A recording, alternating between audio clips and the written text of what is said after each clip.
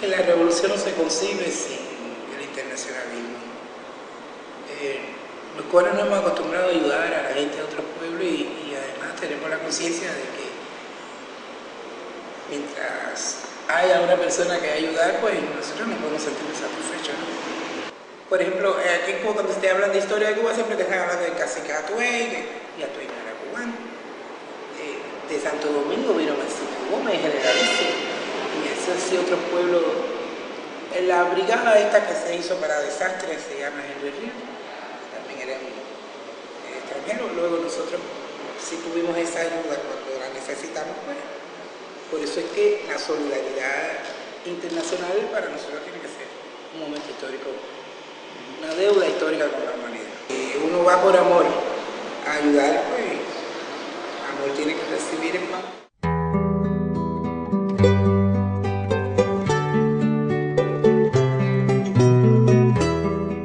Mi nombre es Idelina Pérez Lopazo.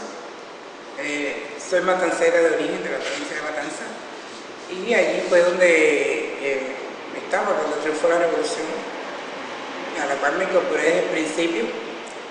Los primeros trabajos así que hicimos fue con respecto a la educación, ayudamos mucho en eso, en la etapa que se alfabetizó.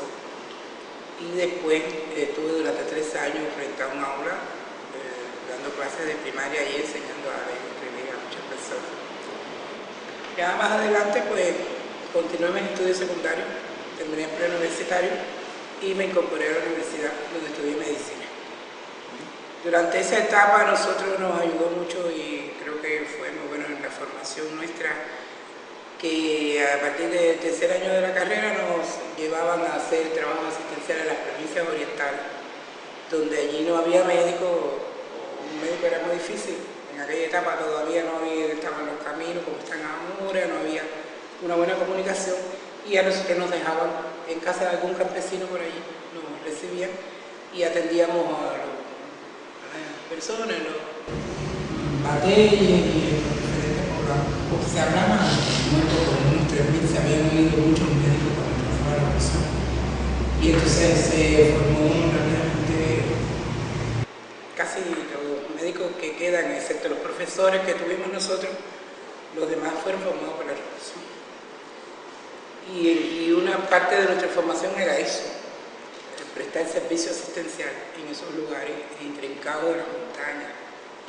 Quizás eso, como uno vio la necesidad de la gente de poder recibir un médico, de poder recibir tratamiento a su dolencia, pues eso ayudó cuando ya se empezó a hablar de internacionalismo y no nos costó ningún trabajo entender la necesidad de que otros pueblos también recibieran nuestra ayuda. Y por eso, cuando en el año 1982 se me planteó que hacía falta ir a Tanzania, pues no lo dudé ni un segundo.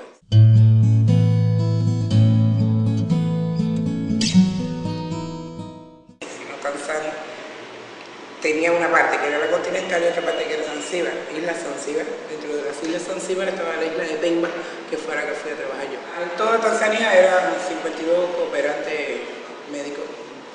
Y en esa islita éramos 6 médicos nada más. Había un cirujano,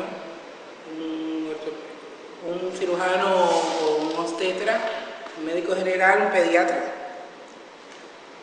y un estomatólogo, junto conmigo. El primer encuentro con lo que nosotros podíamos llamar la tierra, nuestros ancestros, ¿no? Y entonces esa pequeña vinculación nos hacía, pero nunca pensamos, siempre habíamos visto África solo en películas, y entonces ver aquello, a veces uno se decía, bueno, ya estamos dentro de la película, porque ver aquello no nos imaginábamos que se pudiera vivir tan mal, y estaban muy atrasados, muy atrasados. Un día, cualquiera, era levantarse, y yo trabajaba en el departamento de prevención, por ejemplo, en el caso de Tanzania, y estar ahí, si había transporte, salíamos entonces a recorrer los pueblos cercanos, algunos maticitos cercanos, sí, para ir a hacer la educación sanitaria, que era lo primordial que hacíamos allá. Si había transporte, se iba. Lo malo era que a veces estaba transporte, no estaba el combustible, no. Pero bueno, cuando se lograba que todo se hiciera, entonces salíamos allá, dábamos ese recorrido, regresábamos por la tarde y después de bañarse y comer, sentarse a hacer cuentos. Sí, nos reuníamos nosotros a celebrar los cumpleaños colectivos y las fechas históricas de la revolución y de la revolución del país, de Tanzania en ese caso. Bueno, en Tanzania nosotros evitamos muchas muertes. Yo, en mi parte como epidemióloga también, porque participé de muchas epidemias que había allí constantemente, tratamos de ayudar en lo que a educación sanitaria se refería y a crear un poco de hábitos. Los hábitos higiénicos a veces no son fáciles porque tú le estás diciendo a la persona que se lave las manos antes de comer, pero si no tiene agua es difícil, ¿no? Y así, pero bueno, tratamos de más o menos tratar de ayudar un poco en lo que se podía. A veces una epidemia se prolongaba mucho porque a pesar de que nosotros queríamos que las medidas sanitarias se cumplieran, eso era difícil, porque lavar las sábanas, cambiar las sábanas de un paciente para otro, vea qué medida más fácil, ¿no? Y que uno cree que eso es una medida. Aquí sí había que dictarla y luchar porque se cumpliera. No es como que nada más que uno dice, aquí eso no hay que decirlo, aquí todo el mundo sabe que hay que cambiarlo. Pero allí aquello era una medida increíblemente trabajosa. Ellos se sentían muy contentos con nosotros. Nos estimaban mucho, hicimos muy buenas relaciones, las relaciones humanas eran muy buenas. 24 meses duró esa misión.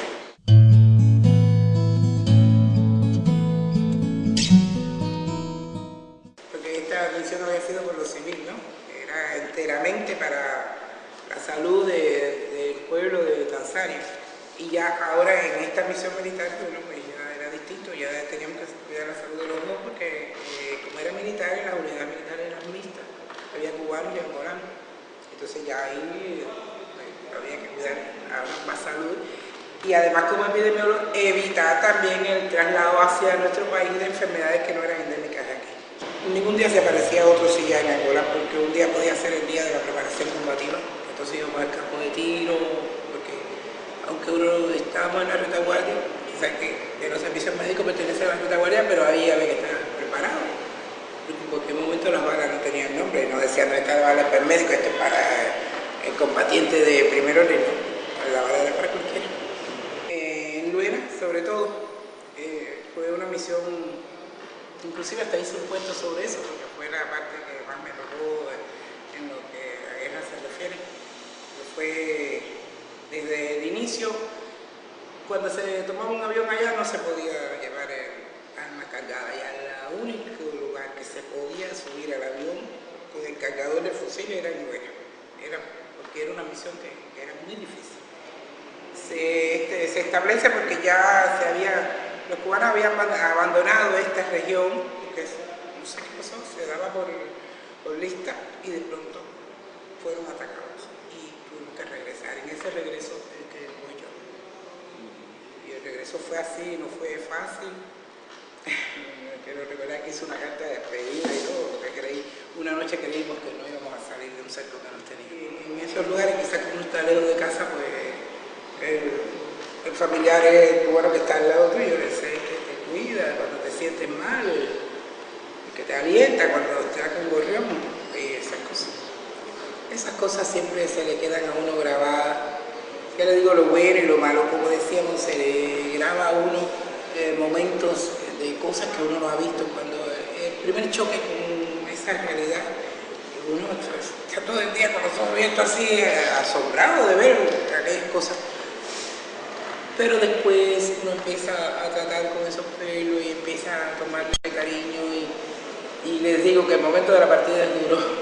A pesar de que uno quiere volver a su casa y a su familia, pero la partida siempre es difícil. Se echa mucho de menos, ¿sí? Luego, allí las costumbres, como le decía, no tienen nada que ver con la de nosotros. A pesar de todas las cosas así, que parece, siempre los pueblos, al fin de cuentas todos somos humanos, ¿no? Porque siempre tenemos nuestras cosas que se parecen, pero en cuanto a costumbres y eso, cada país tiene la suya. Y nosotros los cubanos nos gusta la fiesta, la alegría, y eso allí no sé, no era tan fácil.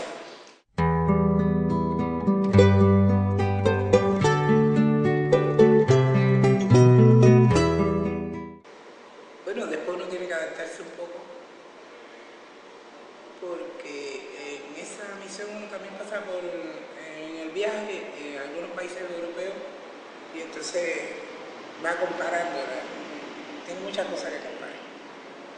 Pasa por algunos países con otros regímenes sociales y otras cosas y va viendo cosas. Por ejemplo, en Suiza, lo voy a poner un ejemplo, nosotros veíamos allí, sí había muchas cosas lindas, un frío enorme, estaba nevando y lo primero que vimos al llegar al hotel fue un motorista que no tenía ni abrigo en aquel país que estaba nevando. Nosotros eso nos llamó pero poderosamente la atención, que decíamos, ese pobre hombre estaba muerto de frío allí, era que tenía que recibir a toda la gente que venía bien abrigada a hospedarse al hotel ese. Y así muchas cosas que vivimos en comparación. Siempre decía, cada vez que estoy fuera y regreso quiero más a mi país porque me doy más cuenta de lo que se hace aquí no se hace en otros países.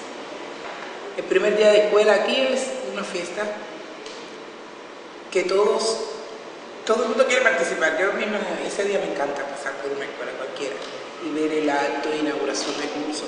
Esas cosas no ocurren en otros países, no tiene una importancia, nosotros aquí le damos un valor a eso que no tiene en otros lugares, pues entonces cuando uno puede ayudar a que en otros países vean esto con ese valor. Y con respecto a la salud, imagínense que uno puede ayudar a la salud de los demás pueblos, pues está dispuesto siempre a... Eso decía que increíblemente han pasado 20 años ya.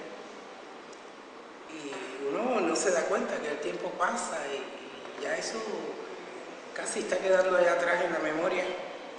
Aunque uno lo trae adelante cada vez que tiene una ocasión, como ahora.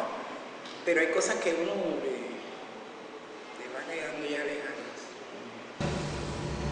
Volvería en estos momentos, las misiones que se están cumpliendo en Centroamérica, no había podido participar aún, porque tenía problemas con mi enferma. Porque bueno, que a mí ya va pasando el tiempo, ya no es la edad aquella en que yo me decidí y salí ya.